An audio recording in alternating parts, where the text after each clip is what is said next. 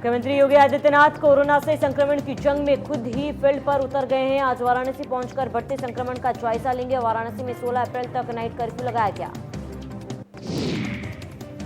Mafia Mukhtar Ansari की पत्नी अफशा अंसारी की याचिका पर आज होने वाली सुनवाई टली। याचिकाकर्ता ने अपने पति की सुरक्षा सुनिश्चित करने के लिए कोर्ट से गुहार लगाई।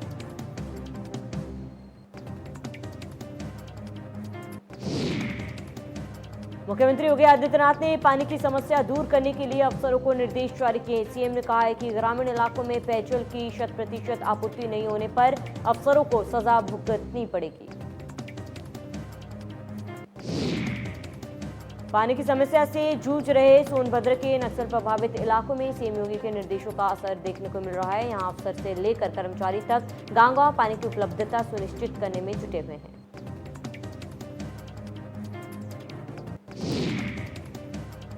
सोनभद्र के जंगली पहाड़ों इलाकों में जानवरों के लिए प्रशासन की ओर से आर्टिफिशियल तालाब बनाया जा रहा है, जिसके बाद भीषण गर्मी में जानवरों को पानी पीने के लिए दर दर भटकना ना पड़े।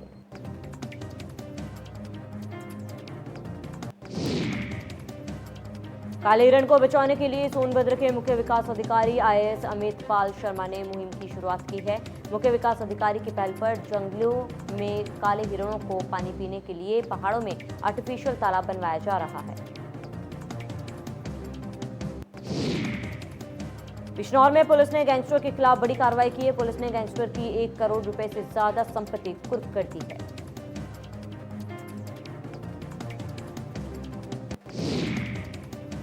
सुल्तानपुर में निजी एम्बुलेंस चालक की गोली मारकर हत्या कर दी गई। पुलिस ने शव को पोस्टमार्टम के लिए भेजकर जांच शुरू कर दी है। फिरोजाबाद के थाना दक्षिण इलाके में मामूली कहासुनी पर 18 साल के युवक की पीट कर हत्या कर दी गई। फिलहाल शव को पोस्टमार्टम के लिए भेजकर पुलिस जांच में जुटी है।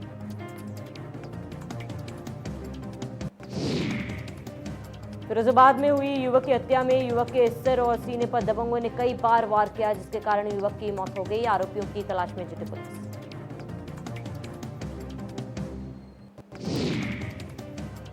प्रदेश में बढ़ते हुए कोरोना संक्रमण को देखते हुए प्रदेश सरकार ने कई जिलों में नाइट कर्फ्यू लगा दी है। प्रयागराज में भी नाइट कर्फ्यू लगाया गया है।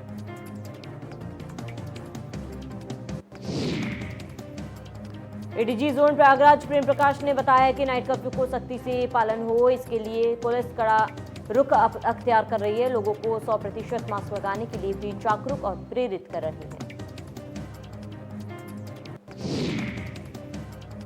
अमेठी में निर्वाचन ऑफिस के गोदाम में लगी आग लगने से ईवीएम की बैटरियां जलकर राख हो चुकी है। लोकसभा और विधानसभा चुनाव से जुड़े दस्तावेज भी चले। फायर ब्रिगेड की 3 गाड़ियों ने आग पर काबू पाया।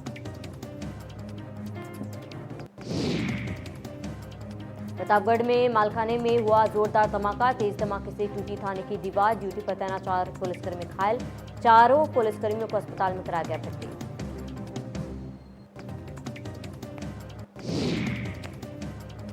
फैजाबाद में कोरोना कर्फ्यू के दौरान पुलिस की कार्रवाई। पुलिस शहरी और ग्रामीण क्षेत्रों में की कार्रवाई। बिना मास्क घूम रहे लोगों के खिलाफ की कार्रवाई।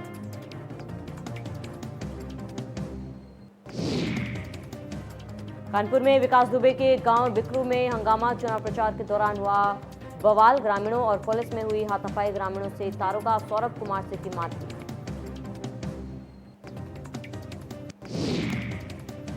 एसओ चौबेपुर ने एक आरोपी को किया गिरफ्तार। 3 गाड़ियां लेकर चुनाव प्रचार करने से पुलिस ने रोका था। रोकने पर प्रत्याशी और उसके समर्थकों ने की मारपीट।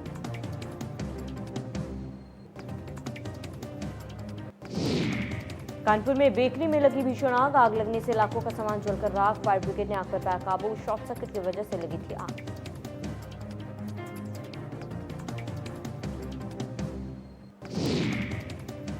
गाजियाबाद में एसपी सिटी निपुण अग्रवाल का बयान। ऐतिहासिक नवरात्र मेले का आयोजन किया गया रद्द। लगातार दूसरे साल नहीं होगा मेले का आयोजन। मेले में हरियाणा, राजस्थान, दिल्ली, पंजाब से आते हैं लोग।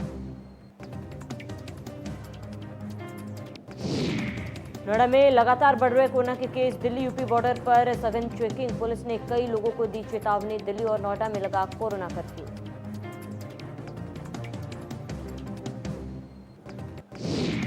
गाजियाबाद में नाइट कर्फ्यू होने के चलते पुलिस काफी मुस्तैद दिखाई दे रही है। रात 10 बजे के बाद बिना वजह घरों से बाहर निकलने वाले लोगों को समझाया जा रहा है।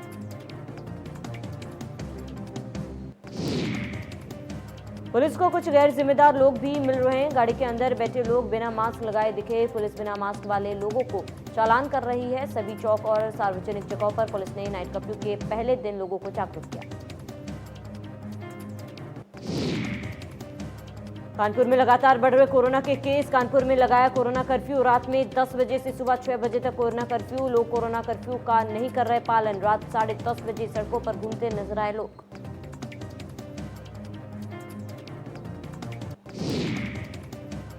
बिजनौर में पटाखा फैक्ट्री में ब्लास्ट का मामला। मृतक परिजनों ने किया विरोध प्रदर्शन। परिजनों ने सड़क पर शव रखकर लगाया जाम। मुआवजे की मांग को लेकर लगाया जाम।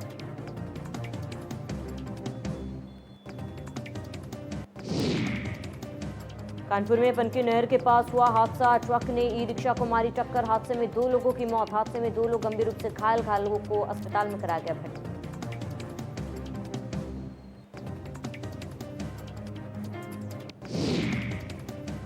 लखनऊ में नाइट कर्फ्यू पूरी तरह से फेल। नाइट कर्फ्यू का नहीं दिखा असर। बेखौफ चोरों ने उड़ाए मोबाइल। चोरी की वारदात सीसीटीवी में कैद।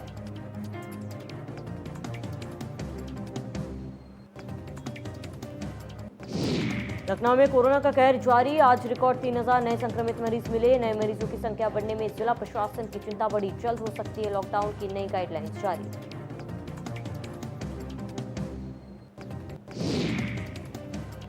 मुरादाबाद में श्रद्धालुओं के साथ मंदिर में चेन स्नैचिंग की तस्वीर सीसीटीवी में कैद। धक्का मुक्की कर चेन स्नैचिंग कर रही महिलाएं। पुलिस पर कार्रवाई नहीं करने का आरोप।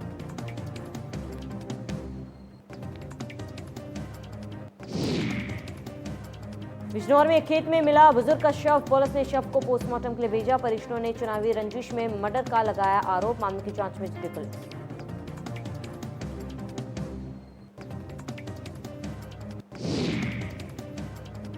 गोरखपुर में 70 साल बाद मिला अधिकार। वनटांगिया के लोग चुनेंगे गांव की सरकार। बदल गई वनटांगिया के लोगों की किस्मत।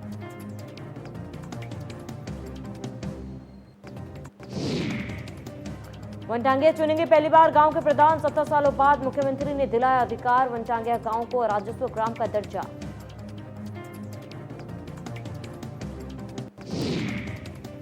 लखनऊ में लगातार बढ़ रहे कोरोना के केस। लखनऊ में लगाया कोरोना कर्फ्यू। रात में 10 बजे से सुबह 6 बजे तक कोरोना कर्फ्यू। पुलिस कमिश्नर ने सड़क उतारकर लिया जायजा। कड़ाई से पालन करने का दिया निर्देश।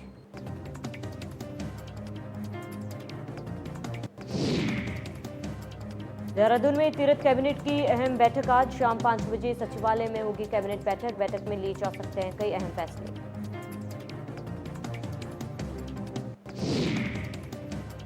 सीएम तीरथ सिंह रावत का जन्मदिन आज। वनिता आश्रम पहुंची सीएम तीरथ सिंह रावत। जन्मदिन की बधाई के साथ लोगों ने किया स्वागत।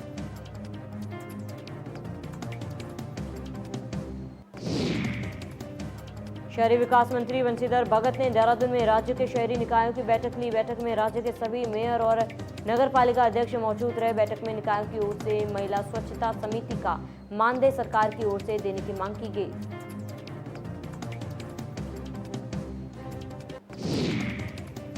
होमस्टे एसोसिएशन की बैठक। कोरोना गाइडलाइन पर की चर्चा। पर्यटन सीजन प्रभावित होने पर जताई चिंता। प्रतिनिधिमंडल करेगा पर्यटन मंत्री और सचिव से मुलाकात।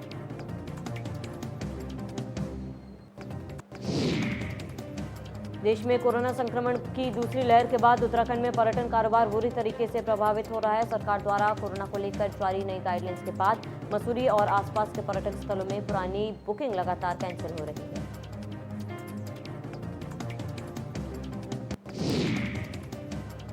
हल्द्वानी में जंगलों में लगी आग से बड़ी परेशानी। वन संपदा के साथ वन्य जीवों के लिए मुसीबत। जंगलों में लगी आग से दूषित हो रहा पर्यावरण। लोगों के सेहत पर भारी पड़ रहा आग का धुआं।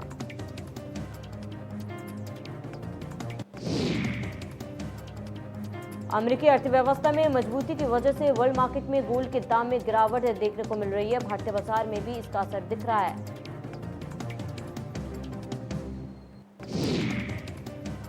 फोर्ब्स की लिस्ट में मुकेश अंबानी पहले पायदान पर है, यानी देश के सबसे अमीर व्यक्ति रिलायंस इंडस्ट्री के चेयरमैन मुकेश अंबानी। वहीं दूसरे स्थान पर गौतम अडानी और लिस्ट में तीसरे स्थान पर HUL के फाउंडर शिव नादर है।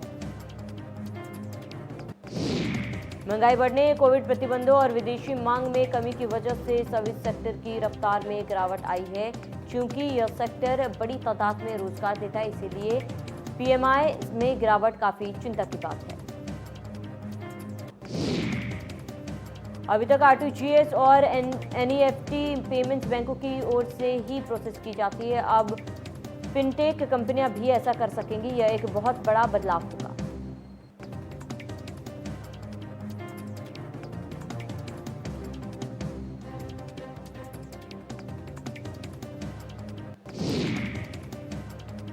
स्मार्टफोन कंपनी Xiaomi में Mi 11 अल्ट्रा, Mi 11 प्रो और Mi 11 एलीट 5G को मार्केट पर उतारा गया। वहीं ये फोन जल्द ही भारत में भी लॉन्च हो सकेंगे।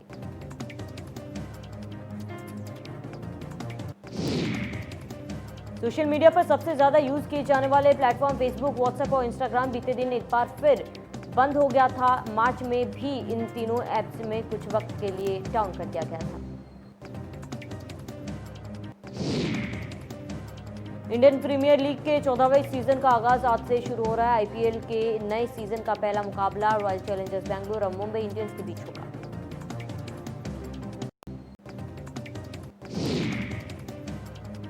भारत और बेलारूस के बीच खेले गए दूसरे इंटरनेशनल फ्रेंडली मैच में बेलारूस की टीम ने शानदार जीत हासिल की। भारत को इस मैच में 1-2 से हराया।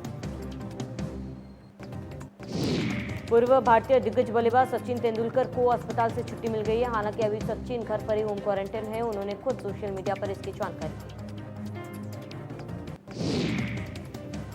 भारतीय क्रिकेट टीम के मिडिल और बल्लेबाज और इंडियन प्रीमियर लीग में दिल्ली कैपिटल्स के कप्तान श्रेयस अय्यर ने बताया कि उनके कंधे का ऑपरेशन सफल हो चुका है। उन्होंने ऑपरेशन के बाद अस्पताल में एक अपनी तस्वीर शेयर कर इस बात की जानकारी दी।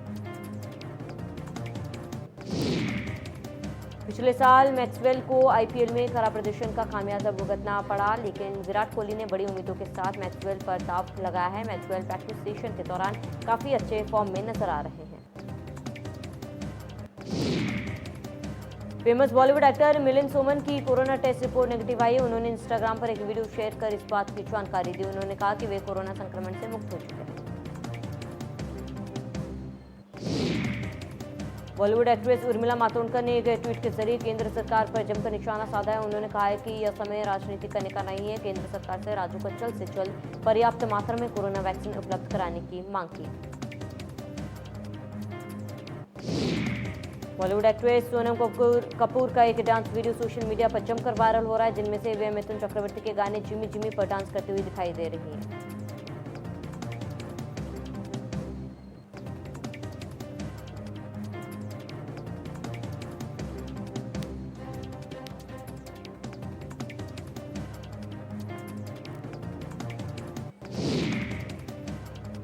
अभिनेता गोविंदा के फैंस के लिए अच्छी खबर है। दरअसल गोविंदा ने कोरोना महामारी को मात दे दी है। पिछले दिनों गोविंदा की कोरोना रिपोर्ट पॉजिटिव आने के बाद वे क्वारंटीन हो गए थे।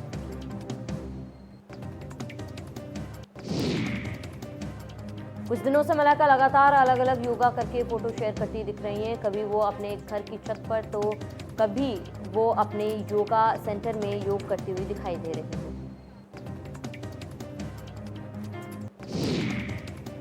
ये रिश्ता क्या कहलाता है में नए ट्रैक में फैंस को एक्टर करण कुंद्रा अहम किरदार में दिखाई देंगे। करण कुंद्रा इस सीरियल में रणवीर नाम का किरदार निभाएंगे। वर्ल्ड हेल्थ डे के दिन सोशल मीडिया पर विद्या ने बड़े ही प्यार से अपने चाहने वालों को नसीहत दी कि वो अपने तस्वीरों के जरिए बताया कि लोग मेरे अगल बगल देखते हैं और मुझे कहते हैं कि आपका वजन आपके स्वास्थ्य बराबर होना चाहिए, लेकिन आपका वजन स्वास्थ्य का एक हिस्सा होना चाहिए, ना कि आपकी पहचान का। भोजपुरी इंडस्ट्री के एक्ट्रेस और सिंगर अक्षरा सिंह का एक सॉन्ग इधर आने का नहीं यूट्यूब पर धमाल मचा रहा है। अक्षरा सिंह ने इस गाने को यूट्यूब पर 24 करोड़ से ज्यादा बार देखा जा चुका है। एक्टर रितेश देशमुख ने मजेदार वीडियो पोस्ट किया है। ये वीडियो सोशल मीडिया में वायरल हो रहा है। इस वीडियो में वो खुद के एक अवार्ड शो में इमेजिन कर रहे हैं और किसी अवार्ड के लिए नॉमिनेट नहीं होने पर एक्सपर्ट्स स्पीच दे रहे हैं।